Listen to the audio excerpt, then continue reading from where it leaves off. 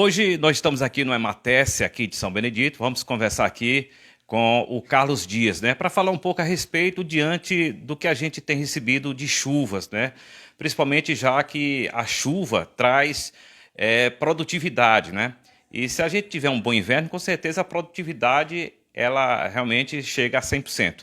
Bom, Carlos, qual é a avaliação que você faz, principalmente diante do inverno, diante das chuvas que já caíram neste ano aqui em São Benedito? As perspectivas do inverno ficou em torno da média, mas que o mês de abril ele está muito abaixo da média, comprometendo assim as nossas perspectivas de produtividade, principalmente nas culturas do feijão, do milho, né? E são culturas de sequeiro, que a gente chama, né? Para a gente ter uma ideia, no ano passado, 2024, em mês de abril, choveu 312,2 milímetros, né? Este ano nós estamos com apenas 203 milímetros e tivemos aí um veranico de 6 dias, né? Que foi aquele veranico ali que ocorreu durante a Semana Santa e que isso aqui é na sede do município. Mas com certeza os nossos pluviômetros lá do Inharé, nossos pluviômetros da Ingazeira, do Barreiro, da Faveira, eles estão com índices muito mais abaixo do que estes, né? Talvez esteja aí por volta de 100 milímetros durante o mês de abril, o que está comprometendo realmente a produtividade e nós já estamos tomando as providências junto com a Secretaria de Agricultura aqui do município, né? Junto com o Sindicato dos Trabalhadores, são nossos parceiros, e estamos já providenciando a solicitação de vistoria nas áreas, né, dos plantios de sequeiro, nas áreas de carrasco, para ver a possibilidade de serem amparadas, essas culturas serem amparadas pelo programa Garantia Safra. Para isso, para que o município seja amparado diante dessas perdas, o que é necessário? O município tem que fazer essa decretação de estado de emergência? Não, primeiro, os critérios são que o município tenha feito a adesão ao programa, tenha feito os aportes necessários, né? Porque o Garantia Safra, os recursos dele vão do governo federal, do governo estadual, do governo municipal e dos agricultores, né? Os agricultores têm aquela parcela que, para eles terem o direito, né, de receber o Garantia Safra, eles têm que ter pago o boleto naquela época do mês de dezembro e janeiro, né? Então, isso aí é que são os critérios que favorecem o que habilitam o município a entrar no programa. E, a partir daí, né, a gente, juntamente com os nossos parceiros, né, nós passamos a constatar, através dos nossos registros pluviométricos, principalmente na zona de Carrasco, né, essa defasagem, chuvas abaixo da média, e também começamos a constatar também perdas na lavoura, né? As lavouras de milho, feijão, hoje já na região do Carrasco, pode-se dizer que já passou de 50% as perdas. E a partir de 50% é que habilita o programa Garantia Safra. Então você vê que possivelmente esse ano a gente possa novamente ter uma perda superior a 50% por conta aí dessas irregularidades das chuvas e essa baixa precipitação nesse mês de abril.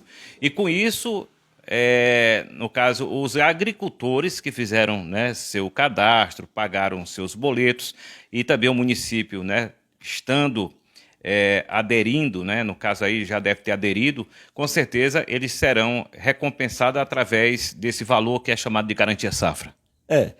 Para você ter uma ideia, nós, o ano passado, a safra de 2023 para 2024 foi coberto, né?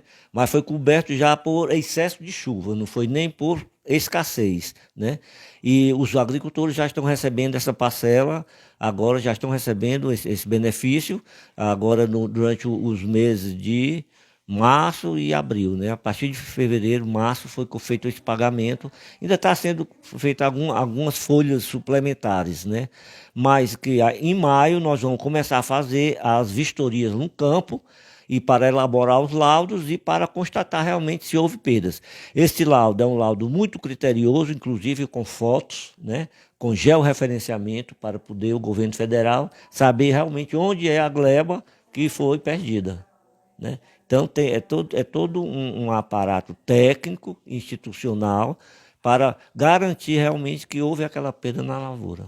O bom seria, Carlos, se realmente todos os produtores tivessem uma produtividade 100%, né? Porque com certeza, quando se tem uma boa safra, é sinal que a gente tem preços menores, né?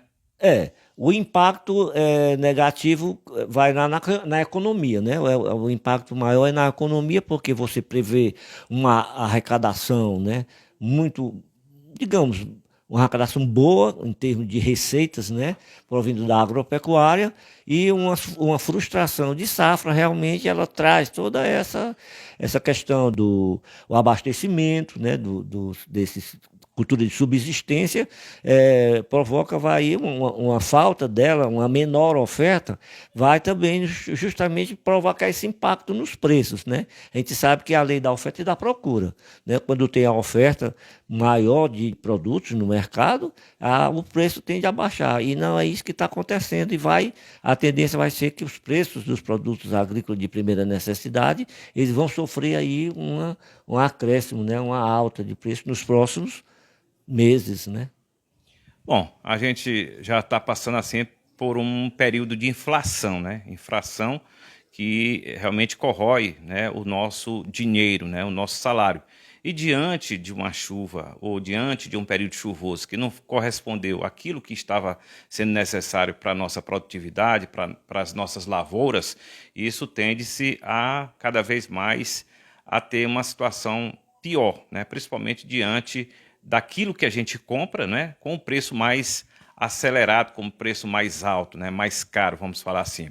Bom, eu queria perguntar também, Carlos, como é que tem sido o dia a dia aqui de vocês aqui do EMATES? A gente sabe que o EMATES é um órgão, né, que realmente presta todo esse trabalho, toda essa assistência ao homem do campo, e vocês também fazem um trabalho muito bom, tá certo? Acompanhando, portanto, essas pessoas que têm algum tipo de produtividade, que faz algum tipo de plantio. Nosso trabalho digamos, dar apoio, né, digamos assim, fazer com que as políticas públicas, principalmente as políticas públicas voltadas para o setor agropecuário, cheguem até os produtores e as produtoras rurais.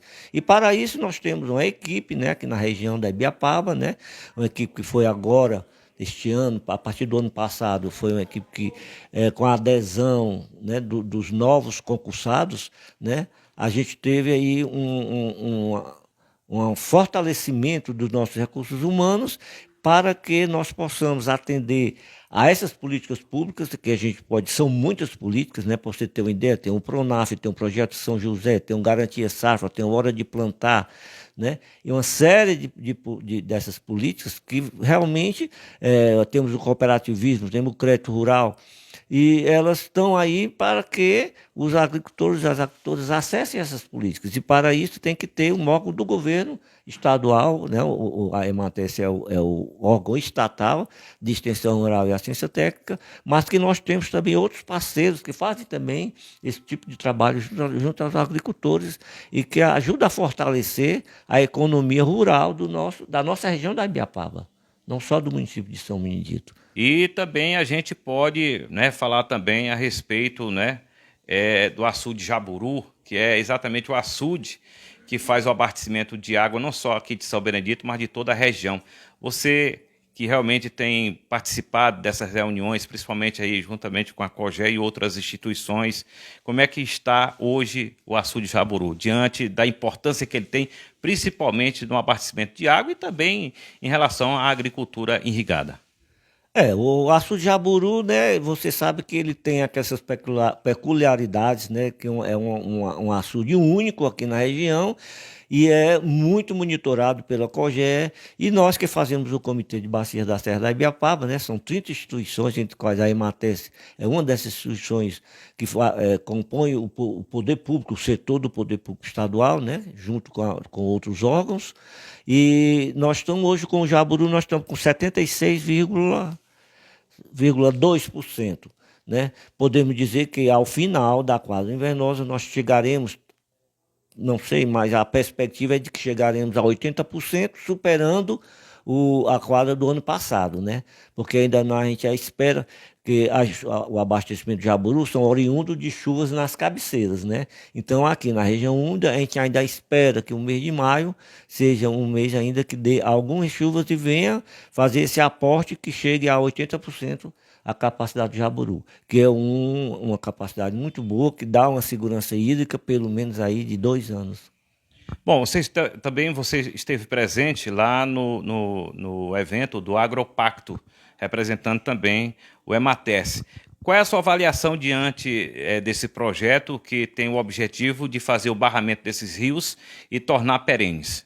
Bom, realmente foi uma alternativa apresentada, né, a construção desses 5 açudes de pequeno e médio porte, né, inclusive 2 em São Benedito, né, barramento do Rio Arabê e o barramento do Rio Pejuaba, mas que é preciso ainda, o Arabê me parece que já tem estudos, né, mas os outros açudes, eles vão ter que ter passado por estudos técnicos, né, que são açudes em cima da serra. Tem a questão, os mesmos problemas do Jaburu, que é a questão da geologia da serra, que é um arenito, são açudes que vão ser construídos nesse assentamento geológico, mas que, como são rios federais, né, você sabe que os nossos rios aqui da Serra, boa parte deles, principalmente esses que estão previstos nos barramentos, eles são rios federais. Então é preciso que haja uma articulação entre as secretarias do Ceará e do Piauí para que realmente esses açudes sejam construídos,